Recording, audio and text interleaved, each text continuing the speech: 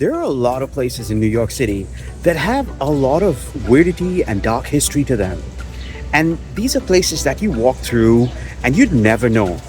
Take, for example, the place we're in right now. This is Washington Square Park. Covering an area of just over 9 acres, the park has been a public space for over 200 years. The Washington Ark, which was built by Stanford White in 1895, is without a doubt the jewel in the crown of this beautiful park. We are here for something darker, and that dark story starts with the tree right behind me. This is the Hangman's Elm. The name for this tree comes from the legend that it was actually used as an implement of execution. Way back in time, it's believed that people were hung from this tree. There's no actual written historical record of this tree actually being used as an implement of execution. However, General Marquis de Lafayette once actually reported seeing over 20 bodies swinging from this tree. Now, this is unsubstantiated and it's hearsay that went down in history as a report that he did. However, the park did actually have a gallows system. And that gallows system was right here where the fountains today are. The last recorded execution in this park was that of Rose Butler. And Rose Butler was sentenced to death for allegedly trying to set fire to the house that she worked in. It's important to note that Rose Butler was a slave. And although the arson or the fire that she was accused of actually didn't hurt anyone and didn't do much damage, she was still sentenced to death. Now, during her trial, Rose apparently confessed to the arson, but she also said very clearly that she was coerced by 2 white men. She also said that one of these men had told her he would kill her if she didn't set fire to the house, to which she refused. Despite all the evidence, Rose Butler lost her life in 1819. She was only 19 years old when she died. Rose Butler's final resting place too is right here in the park. Back then, it was called Potter's Field. In 1797, the government of New York City bought a plot of land from a farmer for $4,500. This plot of land was converted into a Potter's Field.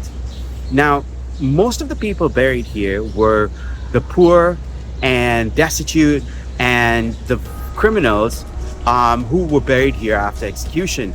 The majority of people that ended up being buried here was from the later yellow fever outbreak that shook this city. The burial ground was finally closed in 1825, but to this day, more than 20,000 bodies lay at rest under the park. There's a lot of stories of people discovering tombs and crypts in the park by complete mistake. For example, in 1965, Con Ed workers were trying to install a transformer and they dug this massive pit, only to find out that under it was an entire crypt with a whole bunch of bodies. Later on, in 2012, when they were doing excavation work in the park, they actually found a tombstone belonging to one of the residents here, a nearly 3-foot long sandstone marker that marked the grave of James Jackson, who was laid to rest here in 1779. Now, he was the victim of the yellow fever epidemic that swept through the city. The tombstone today is on display in the window of the park office. It's no wonder that there are so many stories of ghosts and hauntings and weird things that can be seen in this park. One of the park's more notorious paranormal residents is the ghost of a lady in black.